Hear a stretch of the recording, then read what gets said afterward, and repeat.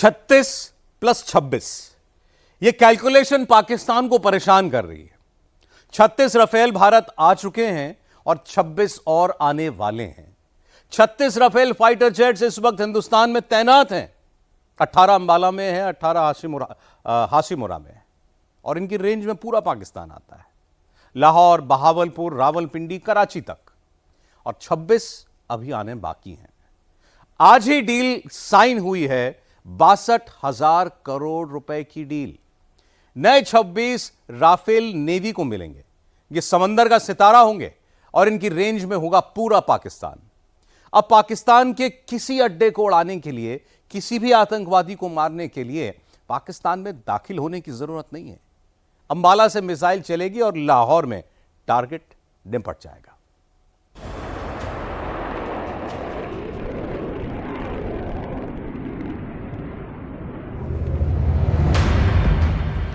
पाकिस्तान को आज की रात नींद क्यों नहीं आएगी?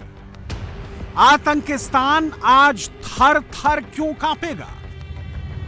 कंगालिस्तान ना समंदर में बचेगा ना जमीन पर। दुश्मन पर डबल स्ट्राइक के लिए भारत की तैयारी क्या है? राफेल की यह गर्जना रावलपिंडी वालों का हलक सुखाने के लिए काफी है।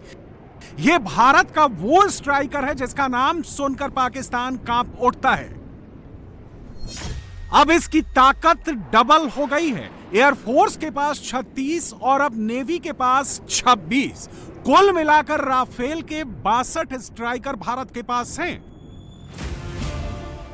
भारत और फ्रांस के बीच दिल्ली में राफेल एम विमानों की डील साइन होते ही पाकिस्तान में हड़कंप मच गया। बात बात पर परमाणु हमले की धमकी देने वाला पाकिस्तान शुतुरमुर्ग की तरह रेत में सिर छुपाने की जगह ढूंढने लगा। वजह जान लीजिए। भारत के नए राफेल परमाणु प्रहार की क्षमता से लैस हैं। समंदर से उड़कर पाकिस्तान के परमाणु अड्डों को तबाह कर सकते हैं। समंदर में दुश्मन पर कभी भी कहीं भी एंटी शिप स्ट्राइक कर सकते हैं।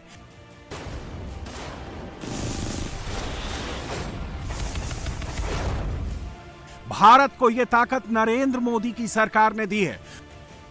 2014 में मोदी ना आते तो फ्रांस से राफेल भारत नहीं आता। दुश्मन के सामने आसमान और समंदर में भारत कभी इतना ताकतवर नहीं होता। फ्रांस से मोदी जो राफेल एम नेवी के लिए ला रहे हैं, उनकी ताकत से पड़ोसी दुश्मन क्यों थर्राता है, यह भी जान लीजिए। राफेल एम 1 सेकंड में 300 मीटर की ऊंचाई पर जा सकता है और 1 मिनट में 18,000 मीटर की ऊंचाई पर जाकर दुश्मन पर कहर ढा सकता है। इस मामले में पाकिस्तान के F-16 और चीन के J-20 पर राफेल एम भारी पड़ता है।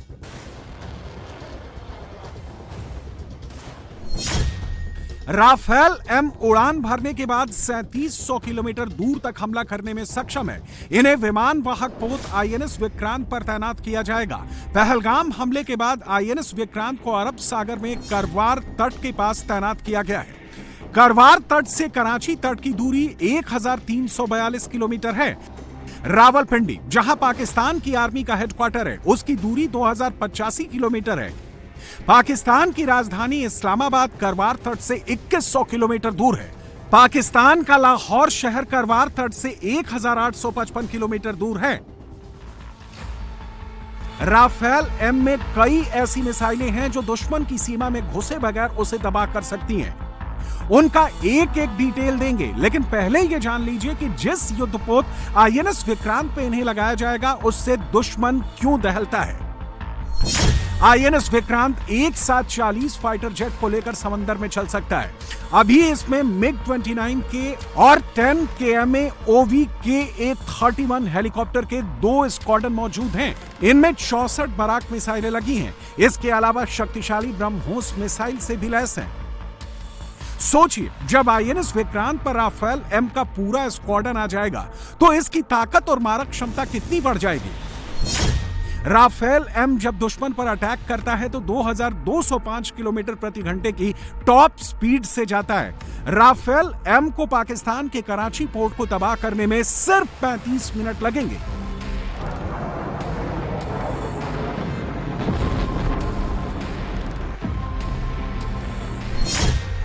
राफेल एम में 30 mm की ऑटो कैनन गन लगी है, एंटी शिप मिसाइल लगी है, हवा से हवा में और हवा से जमीन पर नजर रखने वाली घातक मिसाइलें लगी हैं। इसमें और मिसाइलें और बम लगाने के लिए 14 हार्ड पॉइंट्स हैं। इसमें एक परमाणु मिसाइल भी लगाई जा सकती है। राफेल एम में एक ऐसा रेडार सिस्टम लगा है जो समंदर में दुश्मन की पनडुब्बियों को खोज कर तबाह कर सकता है।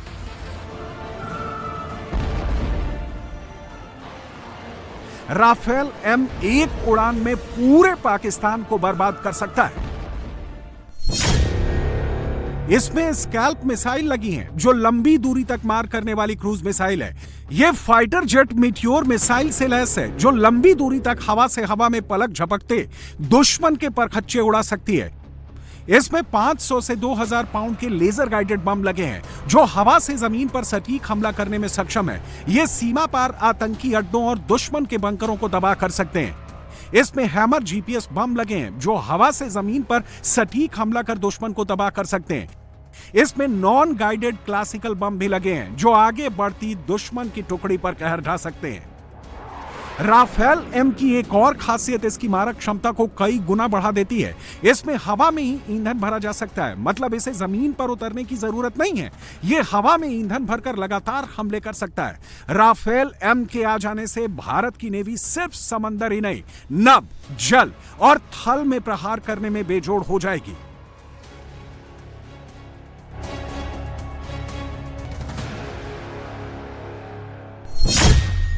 ये हमारे भारतीय नौसेना को सशक्त बनाएगी क्योंकि राफेल एम हमारे आईएनएस विक्रमादित्य और विक्रांत से ऑपरेट करेंगे और बहुत ही सशक्त फाइटर एयरक्राफ्ट है जो मैरीटाइम वर्जन है। और इनके जो क्षेपणास्त्र और इनकी जो आधुनिक यंत्र हैं इनमें, इससे हमारे नौसेना और हमारे भारतीय युद्ध या किसी भी युद्ध के इसमें हिंद महासागर में हमें सशक्त बनाने में बहुत मदद करेंगे। इस आधुनिक जो राफेल एम को हम अगर हमारे नौसेना में शामिल करेंगे, इससे हमें जो नया एयरक्राफ्ट जो बनाना है खुद का, जिससे हम आत्मनिर्भर हो जाएंगे। तो हमने एलसीए नेवी तो आईएनएस विक्रांत से उड़ाया ही है, लेकिन हमें चाहिए कि एक multi role, multi dimensional and capable aircraft चाहिए। तो उसका हम इस राफेल एम से हमें बहुत ही फ़ायदा होगा कि जब हम अपना twin engine deck based fighter बनाएंगे तो उसमें इसकी जो काबिलियत है उसको हम इसमें अमल में लाएंगे। राफेल एम की लंबाई 50.1 फीट और वजन 15,000 किलो है। इसमें एक बार में 11,202 लीटर ईंधन भरा जा सकता है। यह सिंगल और डबल सीटर है। भारत ने फ्रांस से 22 सिंगल सीटर और 4 डबल सीटर राफेल एम विमानों का सौदा 63,000 करोड़ में किया है। यह